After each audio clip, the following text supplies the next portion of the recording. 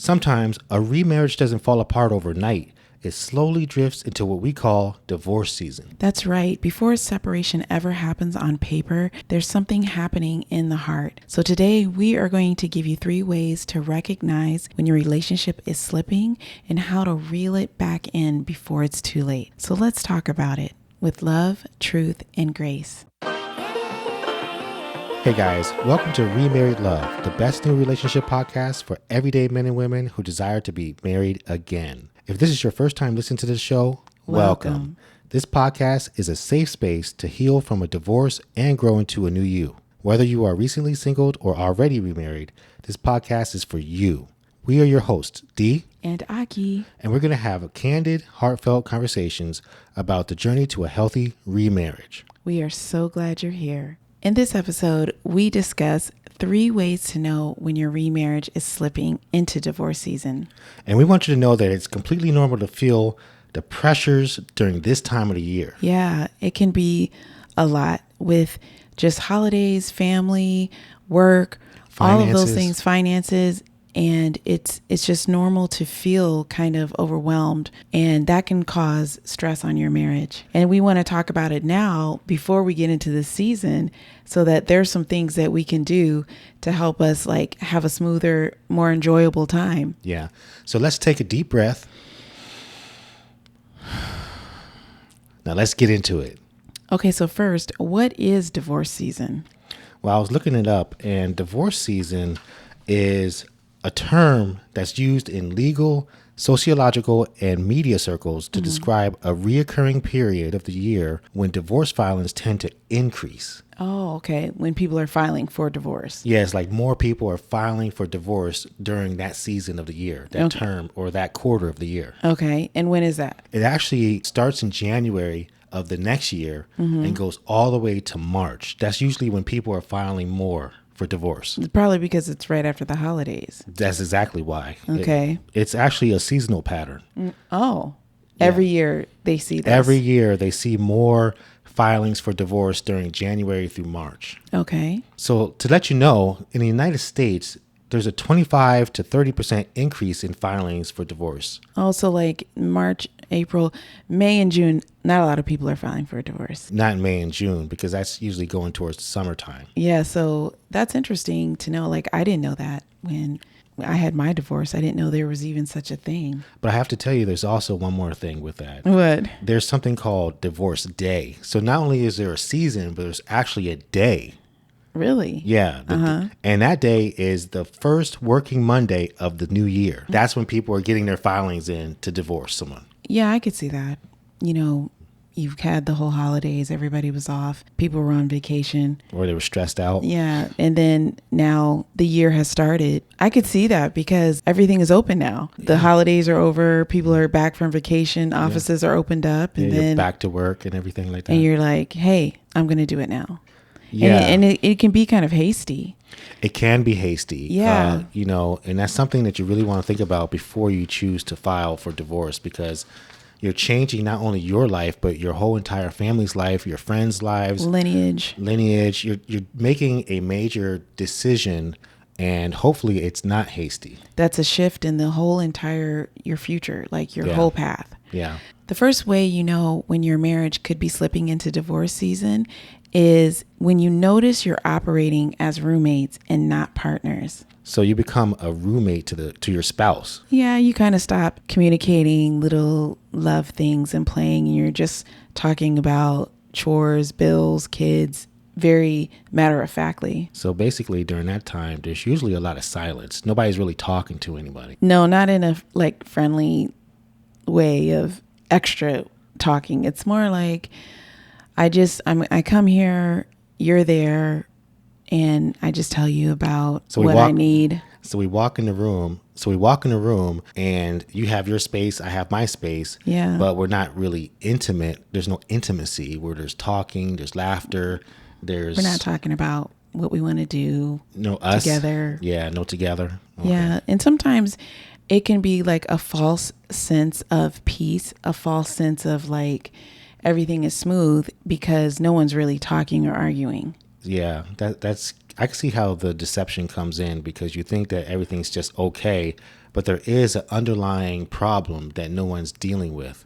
And that's something that you really have to talk about during this time. It's like the beginning of the slipping, the right. You're downfall. not connected anymore. I understand that feeling.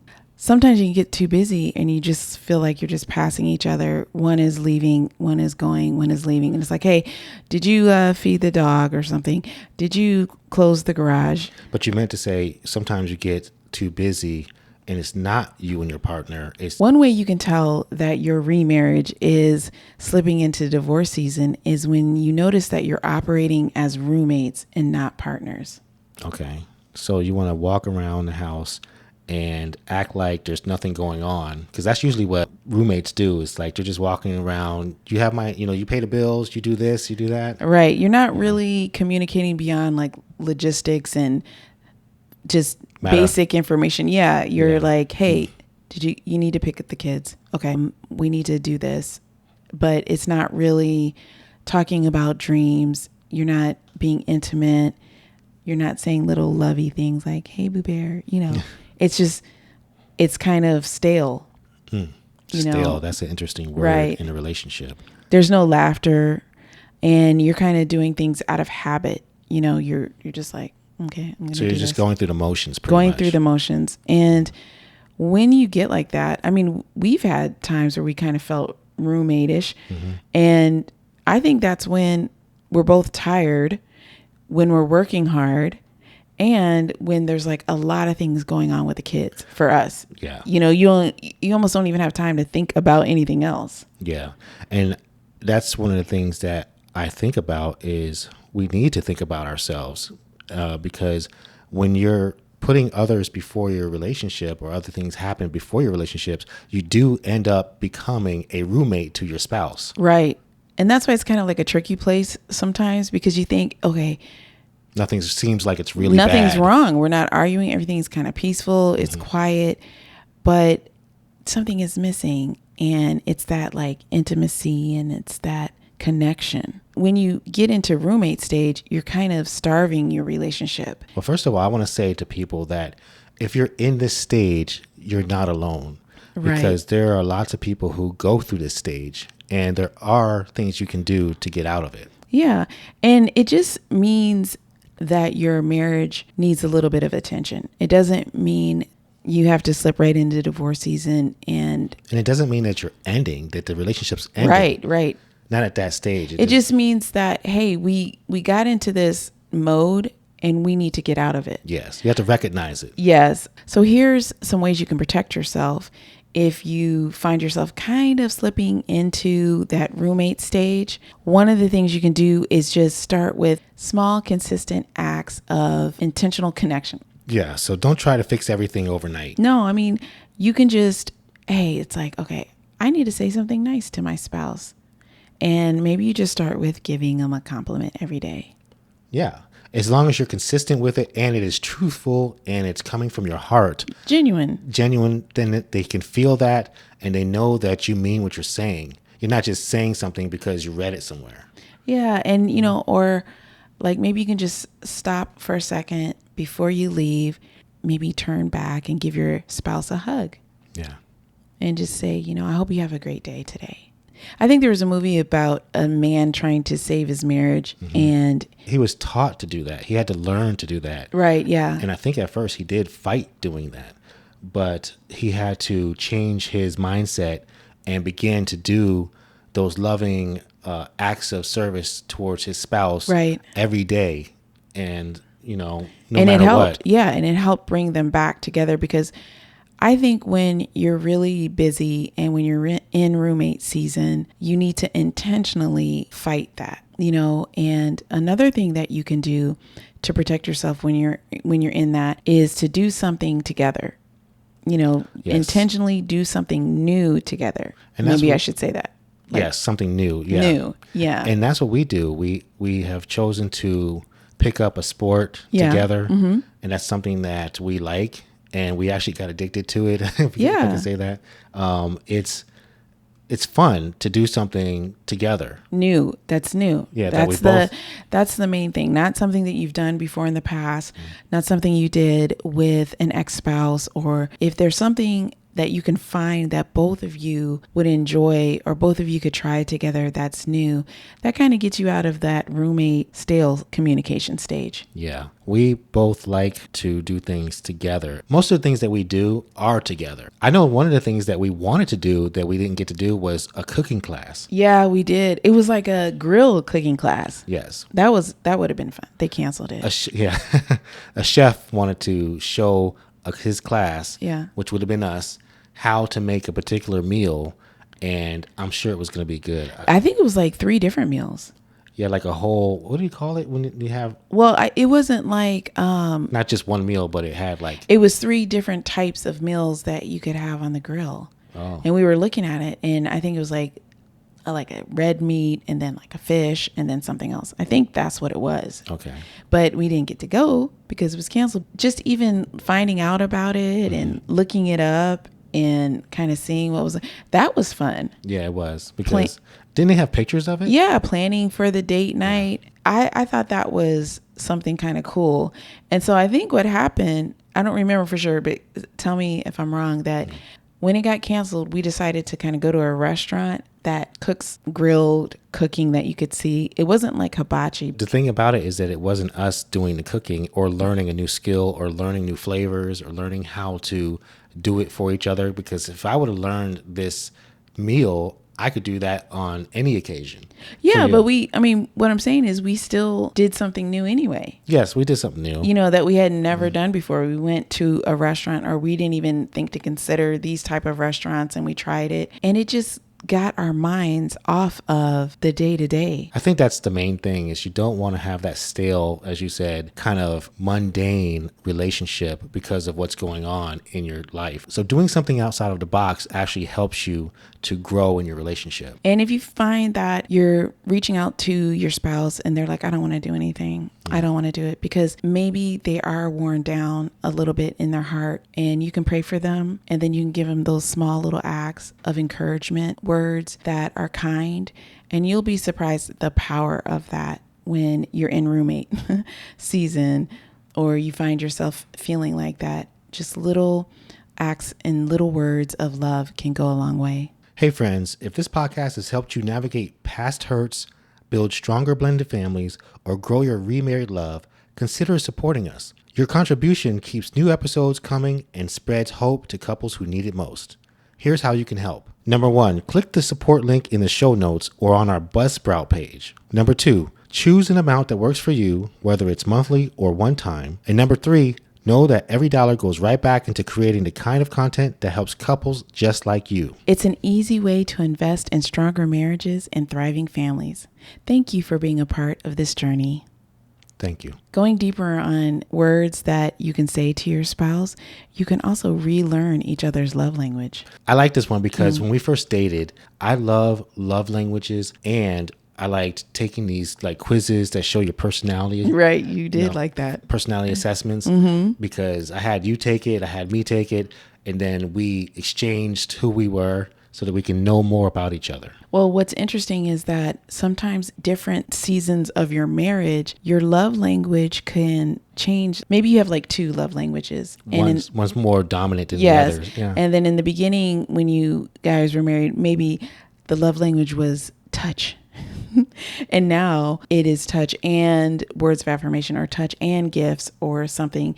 And now that you're in the season where you're like really busy, maybe you just really want a gift. Or spend time with each other. Or you want quality time. Yes, quality time is a big one for couples, because every couple needs quality time. Yeah, you do need to nurture the marriage. And so you can revisit that conversation and ask yourself, how do you feel love, or how do you need to feel loved right now? Yes, because like you just said, every season is different. So we were different when we were in year 1 through 5, right, versus 5 through 10. Yeah, because I think there was one point you really needed words of affirmation going through certain things.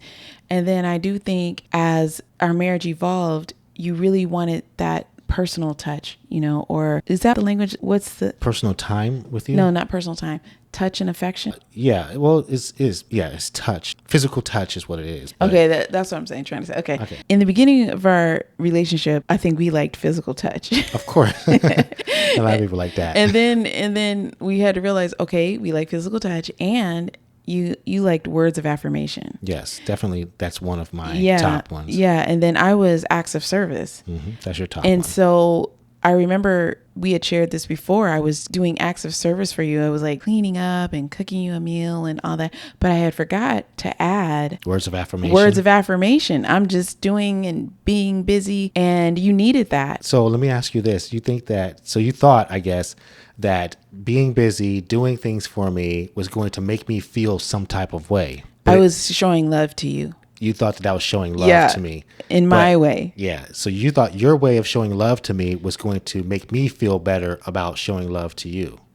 Well, not about feeling better. I just thought, like, when we got into our busy season, and because you did what you did, things would be better for us. Well, that I was trying to help. I was trying to go toward making our relationship work, and it was not connecting with you. No. And I was getting frustrated because I was like, man, I'm trying to do that. But if I had asked you again, just maybe reminded myself, oh, that's not his love language, And a lot of people think that if I say a word to someone in that stage, that it's going to make them feel like they're being loved. But it's not just saying the word. It's how you feel when you're saying the word and how the person perceives it when they receive it from you.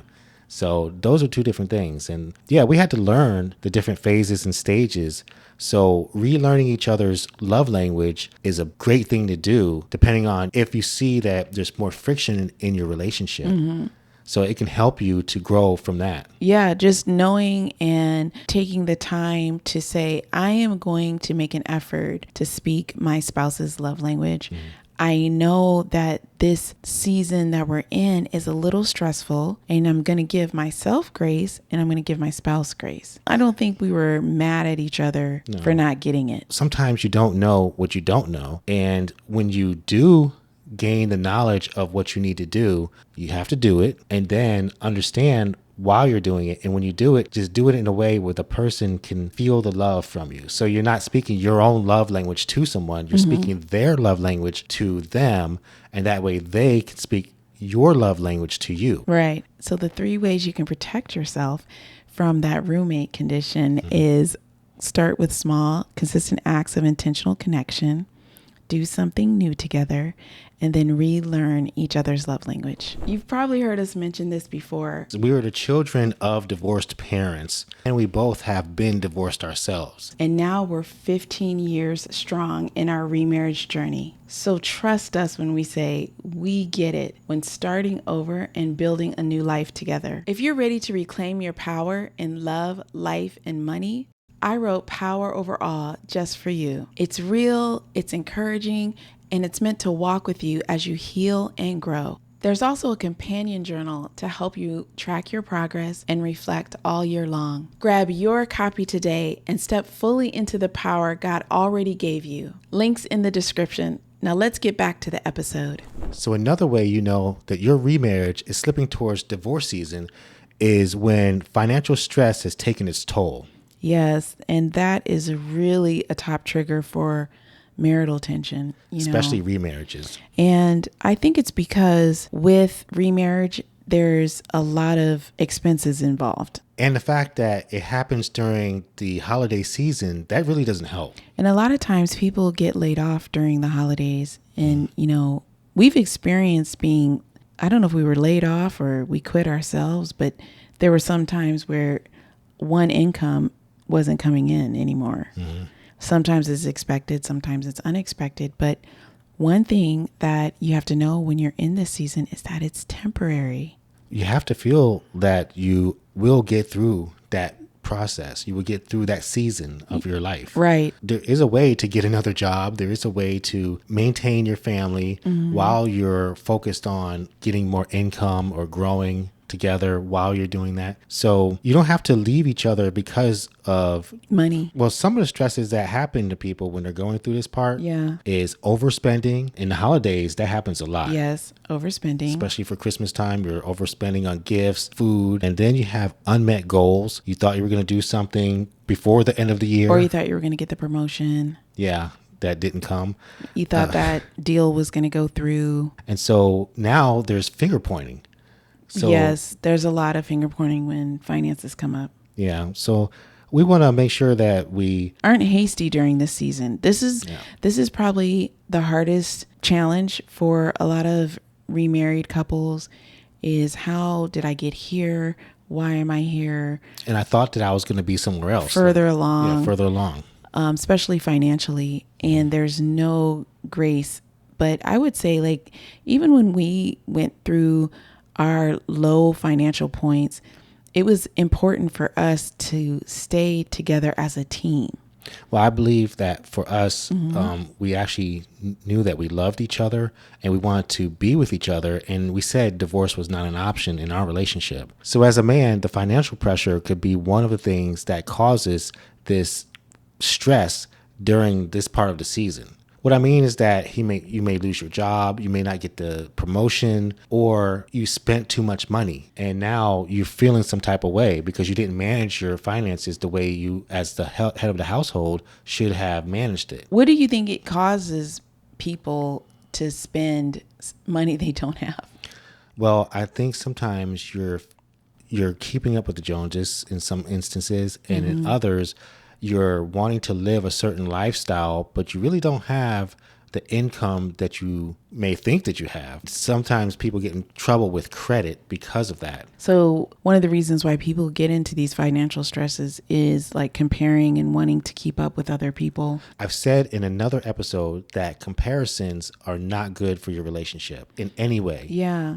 Well, the other thing is when you have any change in finances or income, it has to reflect on what you spend, and sometimes that means, hey, we used to have this subscription or we used to do this every Friday and now we can't. Well, at one point we didn't have any cable. So that was one of the bills that we alleviated so that we can put the money towards something else and get rid of that as well.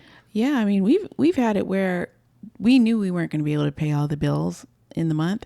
And instead of saying like, okay, let's say a bill was $100, okay, and we only had $60, we would be like, you know what, we'll just put 40 on it and then use the 20 and do something together. Yeah, because we're not going to pay. We're not paying. Not going to pay them all off. We're not paying the whole bill today. So you keep a little bit out for joy. You don't want your finances to make your emotions dwindle all the way down to the bad place. And that even when it's tight, when finances are tight, that you can't have any fun. Yeah. I think that having the money that you just said, even $20 going between the two of us, you can go to a place and get a $20 meal that's two and two. What do they have? Yeah. What's it called? Well, if you want to go there, but I mean, you could just get ice cream or you could just, something that you both like. Something like a little bit of joy in the midst of everything and understand. And I think ours may have been a little bit unique because when we got together, I mean, we were literally starting over financially and we did not feel in any way that point, that low point was going to be our forever status. I never thought that. And even when you have a lot of money coming in, let's say, and then you don't have any money coming in, it's just not the end of the relationship. The relationship and the marriage doesn't have to end because of that. And it can be different than the finances. Your relationship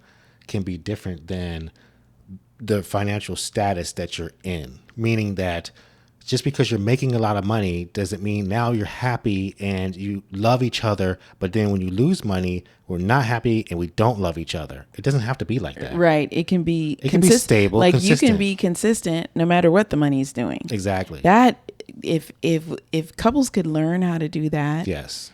Because I know even I could get stressed out a little bit, when the bill comes in or an extra bill came. the car broke down, the water heater broke down, everybody's breaking down, and then you have to pay, then the bills start coming in. It's a little bit much, This is why, as a man, I believe that learning a skill of how to fix something will help you.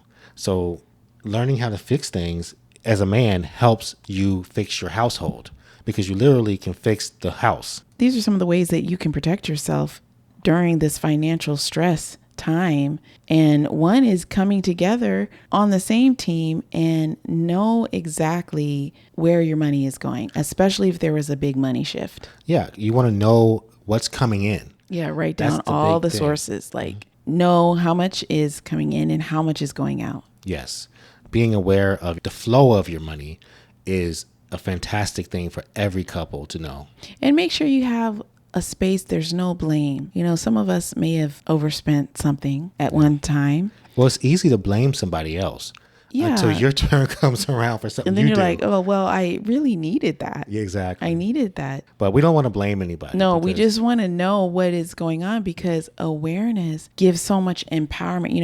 You don't want to hide. This is the time that you don't want to hide your finances and hide spending. We want to get it out on the table. Yes, put everything on the table and know what's coming in, what's going out, where it is, and where do we plan to go from here. Yes, we may have less, but we have each other. And we can be on the same page. And we can rebuild it as a team. Exactly. Teamwork in finances is phenomenal. Well, teamwork in general is phenomenal. It's better than one person. If you're sweeping the floor and you're doing it by yourself, it could take you, depending on how big the floor is, it could take you some time to do.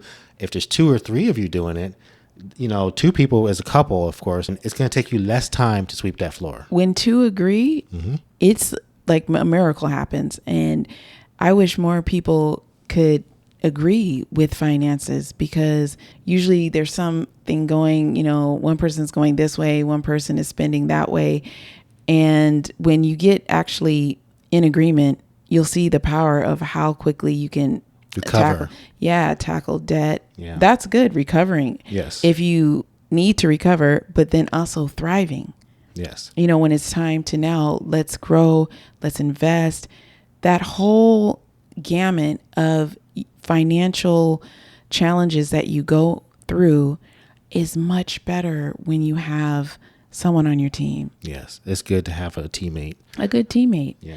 The other thing is you can make a monthly peace budget, and this budget is different than just the budget that you have to go through.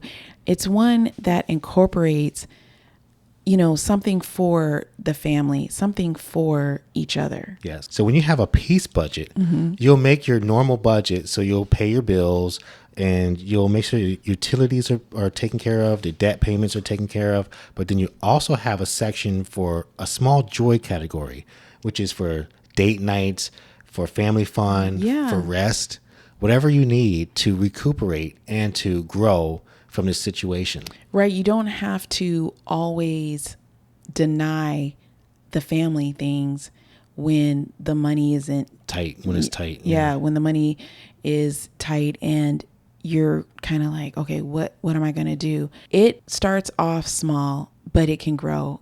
And I remember one time we reevaluated our budget.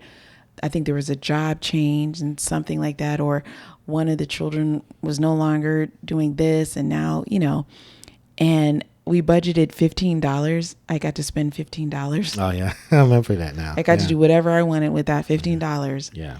And I had a day off. You said, you don't have to do anything on that day. I would take care of the things for you for that day, and you get a $15 budget to do something. $15 budget. And let me tell you, I had so much joy on that day. Yeah. I could get a candle. The day was yours to do what you want. Yeah, I could get sushi.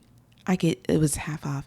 But, I found all these things that I could do that brought me a little joy for that day. And it was like a day off. You were cooking, you handled the kids, all that stuff. And I was like, wow. In my life, I had more money than $15. Of course. But it was like during that time of us rebuilding, it was like that $15 was a lot of money, or it had way more power. Yes. than $1,500 could have done. It's all because of what you've gone through, all the things financial things we went through, the changes in ourselves, in our lives, in our relationship, the growth. There's a lot of things going on. Yeah. Having children and them growing up, and then, how much things cost. Those things will change over time. And so having a little me time money is always good to have. Yeah, I think it was because you set that aside for me. I mean, it's different if I said, I would like some money, but you were like, okay, I want you to have this. And I thought that it was like a little gift every time. I thought that was nice. So thank you again. We didn't stay in that like time very long. Like it was only like a few months, I think, but just that time was good. And I also want to say to blended families, that Christmas time and holiday time can be interesting. Our kids were buying gifts for their mother, and they were buying gifts for you. And then I was like, well, who do I buy gifts for? And no one was buying gifts for me except you. Well, I bought you a gift, I'm sure. No, I know. But I'm saying like, it was like a lot of gift giving of people outside of our home. To let the audience know, you're referencing the children that I had with my ex, and they were giving gifts to me during the holidays, right. But you didn't get one from them. Right. And we were getting gifts for their mom. Yeah, I guess we did. Didn't we? It was only like... Because we were trying to be kind. That's another subject, but we were trying to open up the door so that we could have a good relationship with my ex. And we were making sure that they got their gifts and everything before we did. You know what I mean? Mm-hmm. Like before even our parents or our family, it was like, okay, let's get the kids, make sure this is all together. Yeah. And we did. We made sure that they had their gifts. So that was like kind of weird at first or that can cause other stresses. Well, we were trying to go from ourselves and give to other people or give to someone else. And it may not have been reciprocated at times, but... Well, we were doing that, and we were paying child support, and we were having holidays with them. I mean, just financially, it was a harder time. Yeah, it was stressful. And it was around the end of the year. And sometimes, I think the company I had worked for briefly, during that time, they were like, we're not giving bonuses, we're doing cutbacks. And it's like, wow, I really felt for some of my coworkers who had larger families, that was a time where they were cutting back, but they kind of presented it, well, it's either we cut back or people get fired. Yeah, you lose your job. So of course everyone was like, hey, I'll just, take the cut back. It was unexpected. And then you have to go home and tell your spouse, hey, my job, I still have one, but we're not going to get the money bonus we had. And so it's really important during that season that there's no blaming. Like, well, what did you do? I didn't do anything. Well, the fact if the person just communicates that with their spouse and not hide it, because there are people who do hide that kind of thing. And that makes it worse, because it's like, you usually get a bonus, but now you didn't get one this year. What happened? What did you do? Or where did the money go? It can just breed a lot of things. So. Well, it's mistrust because you weren't up front and telling the person, hey, they didn't give us bonuses this year. And, we have to be cognizant of how much we're going to spend for the children for Christmas. Yeah. So, or whatever we're going to spend. Yeah. If we're traveling, who's going to stay, who's, just all of those things. And, if you've gone on a trip every year and this year you can't go on a trip financially, it's okay. It's okay. It's not going to be forever. It's not the end of your life because you don't go on a trip, and you can go on 2 trips next year. Right. It's really important that during this season, you are one with your spouse. You're on the same team, because we don't want anyone getting divorces, especially for a temporary situation. And most often you will hear couples that have endured the highs and lows of relationships. They always rebound. Yes. When they stay together. When you stay together, the statistics say that you do increase as a couple. Right. There's a lot financially, spiritually, in every way, emotionally. So because you surpassed that hurdle, you passed the test, basically. Yeah. So we just want to encourage you, if that's something that you're dealing with right now, and you want to make a change, try the budget, try making the peace plan. Yeah, agree on something that you both will have, or one of you will have, whatever it is that you decide for your household, depending on how much money's coming in. I do agree and think that the couple should have something for the couple to do. And that will help you to, even in this stressful time, know that we're still in it together. Still together. Yeah. Yeah. The third way you know that your remarriage could be slipping into divorce season is when you've started fantasizing about escaping and leaving the marriage. So you're basically daydreaming about just getting away. Yeah. Getting rid of everybody. I need to be by myself. I need to move on. I need to just do me. You imagine life being easier somewhere else. And there's nothing wrong with having those type of feelings. You know, I think everyone has felt that at any time. Well, everybody needs their own time. Yeah, everyone wants to get away. You do want to get away sometimes, but we're talking about like leaving it all. Yeah, and you start kind of really thinking about singlehood. You know, you idolize that single life. You remember how it felt.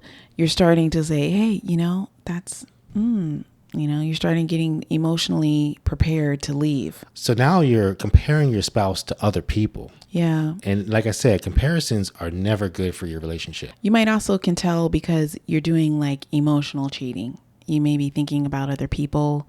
You may be looking up things that your spouse wouldn't want you to look up.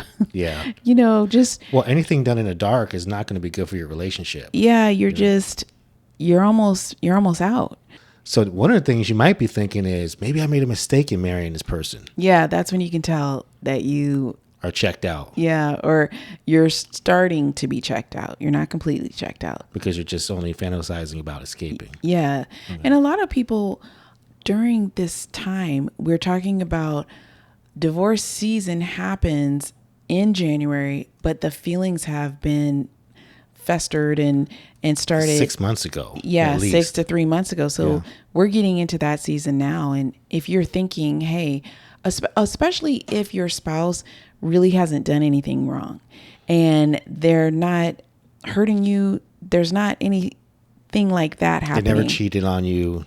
No, it's like a feeling of unsatisfaction. Is that the word? It's like you think, like you said, you think you made a mistake. You think that the grass will be greener if you were just by yourself. Like you just want to be free. Yeah. Is it usually that they want to be by themselves, or is it a combination of, I want to be by myself, but I want to move on to something else as well? Well, I think it can be all of those things. Mm-hmm. Sometimes people just want to get away. They don't necessarily want to get with someone else. Mm-hmm. Sometimes they do, but it could be that you feel trapped, you know, and you just want to get free, whatever that means to you. You know, it could mean, hey, I want to have a single life again.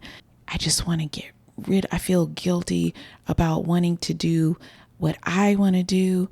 And I have my family to consider. I just want to break away from it. So a lot of the pressures of being married makes a person sometimes feel like they want to fantasize about escaping those pressures, just moving on.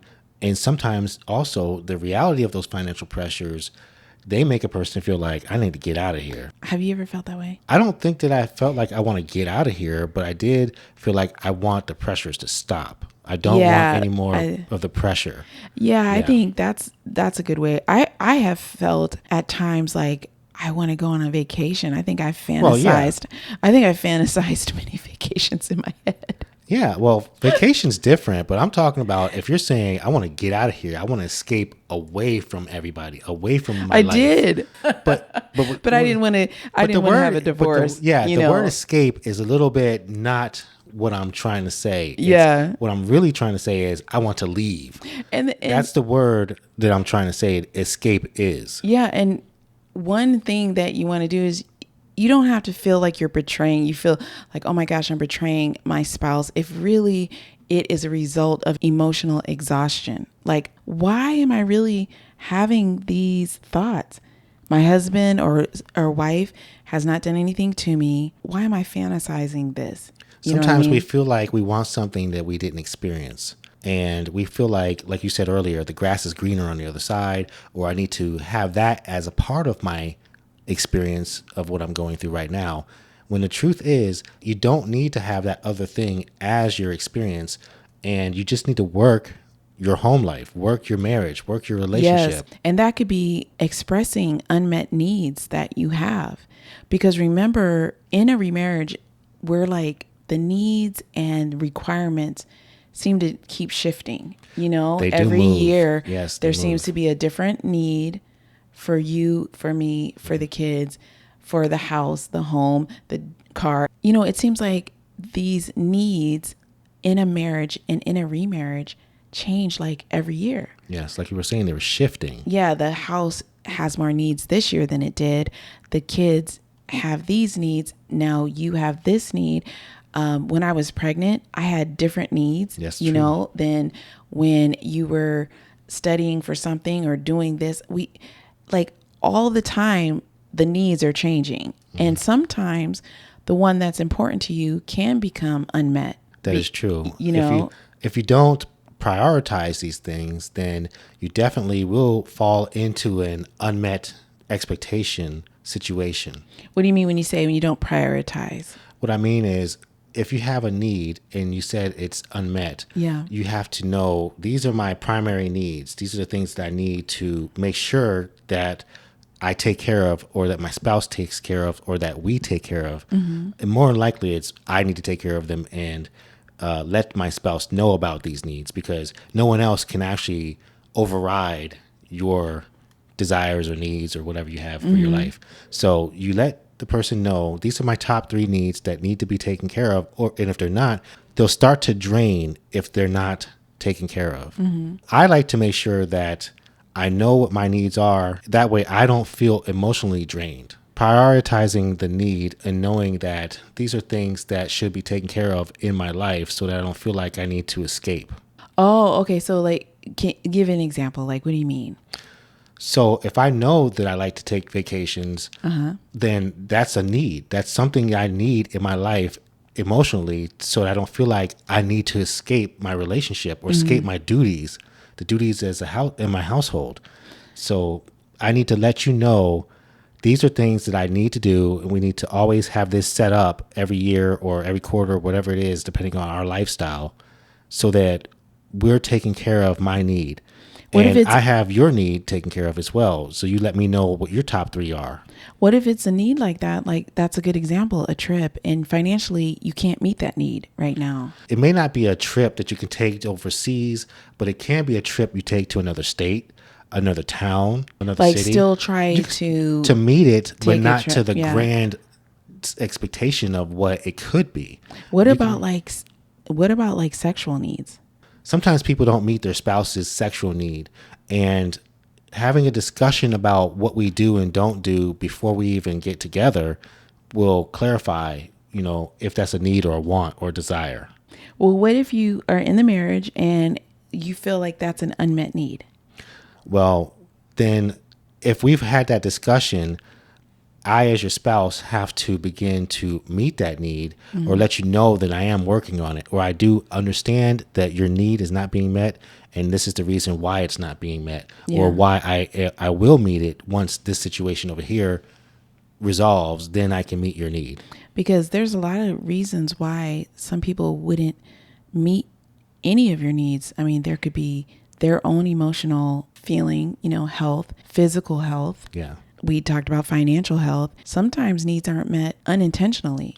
That's what I mean. So you have to communicate with your spouse to let them know it's not that I don't want to meet your need. I physically cannot meet your need at this time. Let's take, for example, when you were pregnant, you couldn't physically meet all of the needs that I may have had at the time, but I know you wanted to meet those Or needs. even with the kids, when I was pregnant with one, I couldn't even meet all the needs of like taking care of the other little one sometimes, just physically. Yes. And you need help. Those are things I couldn't do, but you could. No, you did help. I'm talking about breastfeeding though. Well, you did feed them. I fed them with whatever we had Yeah, once they were at you a fed certain them age. with what I pumped. So that was good. Yeah. That's like actually a good point. You didn't meet the need the same way. Yes. That's a good example. Yeah, but you did meet the need. Like The kids need to be fed. So I fed them. Yeah. And you did it in that way.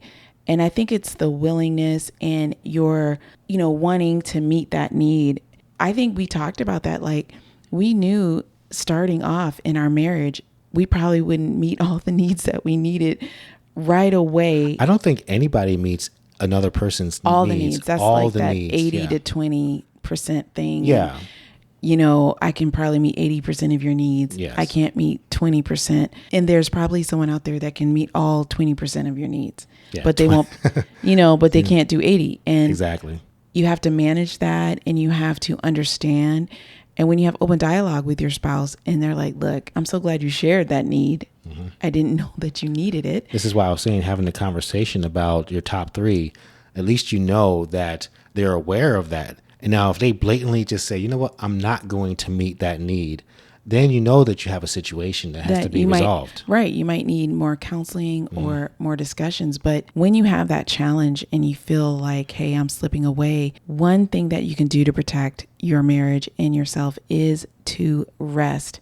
Just pause, rest, and heal, because you don't want to be hasty, and you don't want to make any permanent decision as leaving. That's a big, big decision. That's a permanent decision on a temporary situation. Yes. You had talked about that before. Don't make decisions when you're low. No, it's not a good idea. I don't recommend making decisions when you're low, because that's like going into a store and you're making decisions while you're hungry. Yeah. Don't go to the grocery store when you're super hungry. And next thing you know, you're buying way more food. And you're thinking about, I'm going to eat this. Yeah, you go too far. Yeah, you go too far. And then sometimes you buy something you really didn't want to eat. Or something that you already had at the house. You're rebuying. Yes. And that could happen when you're exhausted. You can just go too far. Yeah. And do unnecessary things, cause unnecessary pain. And so that's why we want you to just rest, heal, pause, and wait a little bit. The emotional tide of stress, or what would we call it? Overwhelm. Feeling. Yeah, I hear that in ladies a lot. They feel overwhelmed.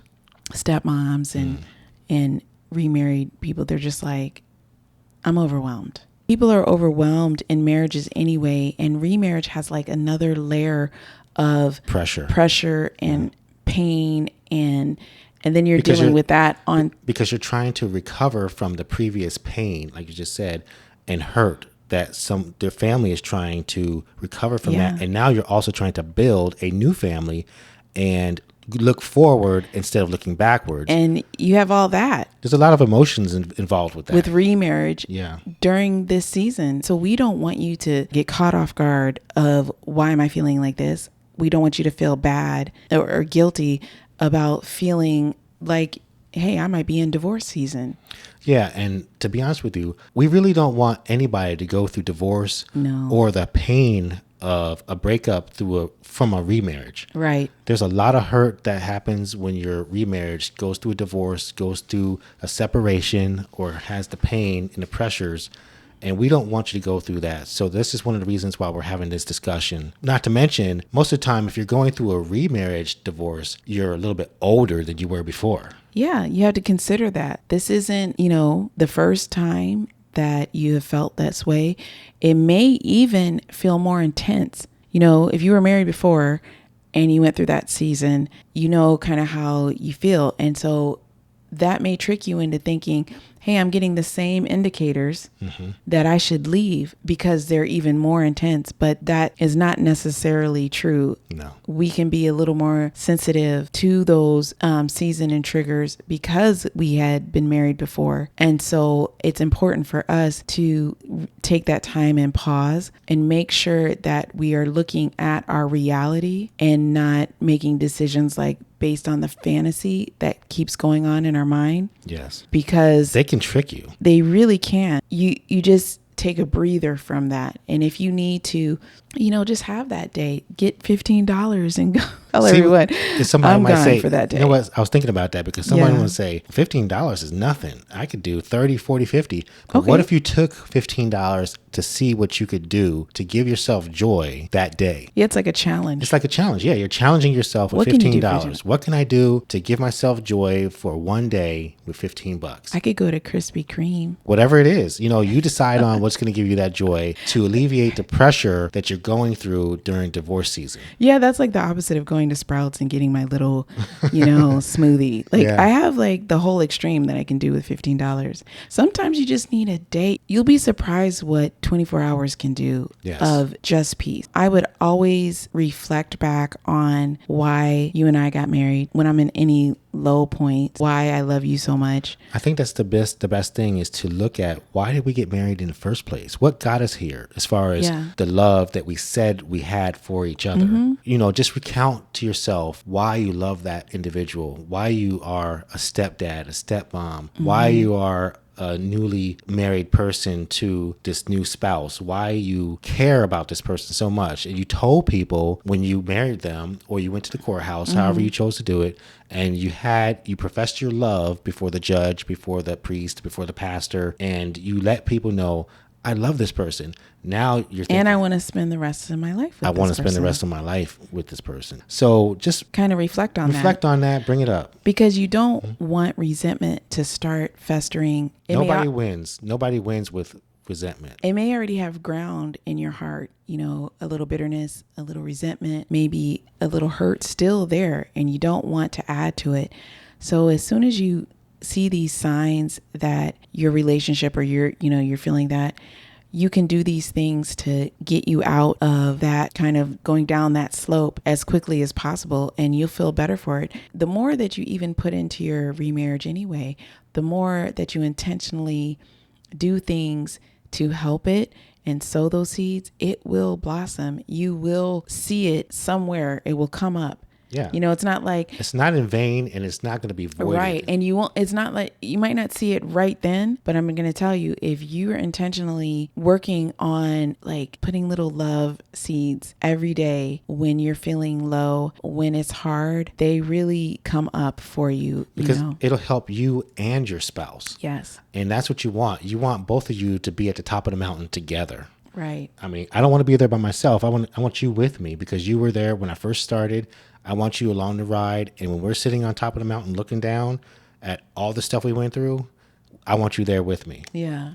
Me too. So to recap the signs is 1, if you're operating as roommates, not partners. Number 2, financial stress has taken its toll. And 3, you've started fantasizing about escape. So divorce season doesn't start with papers. It starts with patterns. We want you to be able to change the patterns of what you're going through, change the rut that you're in by gaining some new knowledge and understanding of what some of the things that we discussed today. Yes. I mean, awareness is power. And then if you see your relationship slipping, you can stop it. You can change the course of your remarriage, and the way it looks right now will not be the same. And your new year is actually new because you put in new patterns and new things to do that. They say it's a new year, new me when you're going through divorce season, but we want it to be a new year, a new us. A new we. A new we. Yeah. A new year, a new we. A new we. Yeah, I like that. Yeah. Because Remarried Love isn't about perfection. It's about persistence. And you're not slipping into divorce season. You're stepping into a new season of restoration. Restoration is what it's all about. And we want you to know that you can have a happy, healthy remarriage. And we'll see you in the next episode. Bye-bye.